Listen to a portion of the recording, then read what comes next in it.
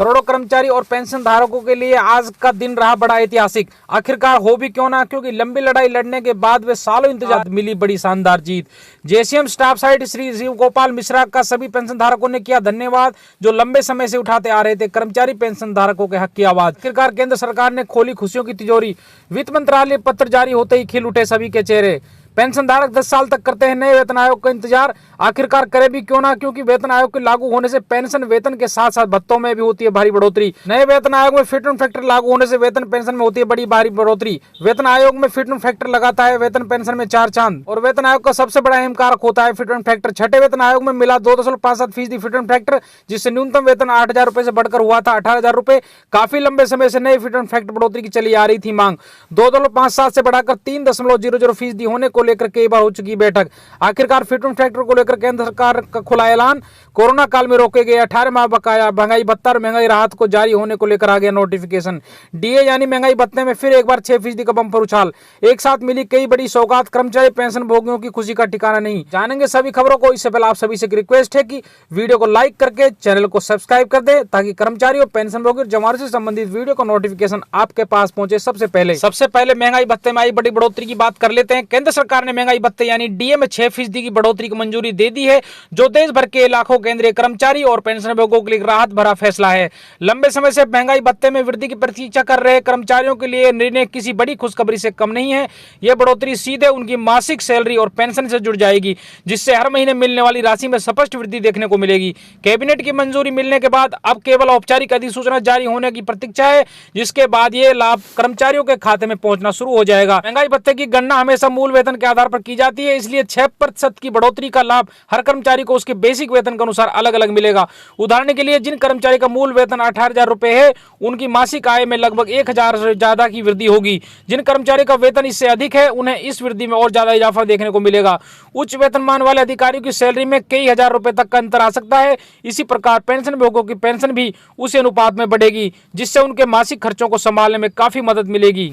ये वृद्धि उन सभी केंद्रीय कर्मचारियों और पेंशन भोगियों पर लागू होगी जो 7 वेतन आयोग के तहत आते हैं। इससे उनकी क्रय शक्ति में सुधार होगा और वे अपने रोजमर्रा की जरूरतों को बेहतर तरीके से पूरा कर सकेंगे।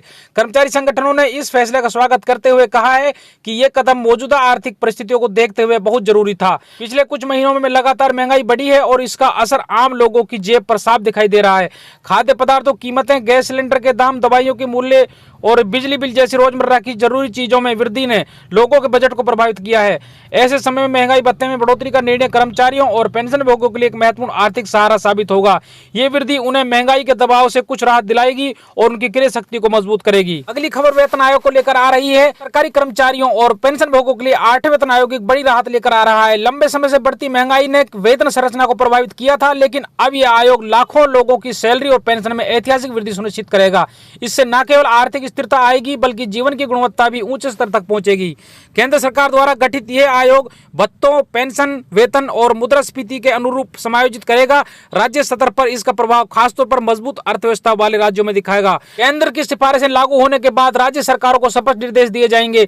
प्रत्येक राज्य अपनी वित्तीय स्थिति, कर्मचारी संख्या और बजट क्षमता के आधार पर नया वेतन ढांचा तैयार करेगा। हालांकि सभी राज्य एक साथ इसे अपनाने के लिए बाध्य नहीं, लेकिन अधिकांश पिछले आयोगों की तरह शीघ्र कार्यान्वयन करेंगे। महंगाई भत्ता, डीए, मूल वेतन और पेंशन में संतुलित वृद्धि पर आयोग फोकस करेगा। फिट एंड फैक्टर के माध्यम से वेतन को नई ऊंचाइयों पर ले जाया जाएगा, जिससे कर्मचारियों की खरीदारी क्षमता बढ़ेगी। यदि फिट एंड फैक्टर 2.86 निर्धारित होता है, तो सैलरी में 2.5 से 2.6 गुना तक की बढ़ोतरी संभव है। वृद्धि की मात्रा राज्य बजट पर निर्भर करेगी। कर्मचारी की बड़ी संख्या वाले राज्य चरणबद्ध रूप से इसे लागू करेंगे। पिछले आयोगों में औसतन 20 से 25% की बढ़ोतरी दर्ज हुई थी। इससे कर्मचारी का मनोबल ऊंचा होगा और उत्पादकता बढ़ेगी।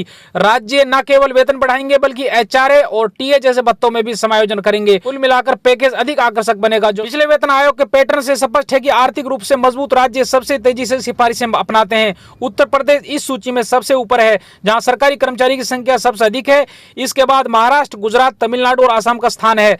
असम ने पहले ही 8वें वेतन आयोग लागू करने की औपचारिक घोषणा कर दी है, जो अन्य राज्यों के लिए प्रेरणा अवमानना बनेगी। उत्तर प्रदेश ने 7वें वेतन आयोग में केंद्र की सिफारिशों को पूर्ण रूप से अपनाया था, इसलिए इस बार भी त्वरित कदम की उम्मीद है। इन राज्यों में कर्मचारी संघ सक्रिय हैं जो प्रक्रिया को गति देंगे। फिटमेंट फैक्टर आयोग का केंद्रीय तत्व है जो पुराने वेतन को नए पे मैट्रिक्स में परिवर्तित करने का गुणांक है। यदि इसे 2.86 या इससे अधिक रखा जाएगा तो सैलरी में 25 से 30% तक की वृद्धि हो सकती है। राज्य अपनी क्षमता अनुसार इसे तय करेंगे, लेकिन केंद्र की सिफारिशें मानक होंगी। भत्ता डीए को मूल वेतन में समाहित करने से कुल आय में और वृद्धि होगी। कर्मचारी संगठन 3.0 से ऊपर के फिटमेंट फैक्टर की मांग कर रहे हैं। वार्ताओं में यह मुद्दा प्रमुख रहेगा, खासकर निचले स्तर के कर्मचारियों के लिए। इससे आर्थिक असमानता कम होगी। लेवल 1 से 5 के कर्मचारियों की वृद्धि 20 से 25% देखी जाएगी, वहीं लेवल 10 और उससे ऊपर के कर्मचारियों के लिए 30% तक की वृद्धि देखने को मिलेगी। पेंशन में होगी डीए समायोजन से अतिरिक्त लाभ मिलेगा। मासिक आय स्थिर होगी। भत्ते, एचआरए और टीए में 15 से 20% का समायोजन होगा। यह वृद्धि बढ़ती महंगाई को संतुलित करेगी और परिवारों की बचत को प्रोत्साहित करेगी।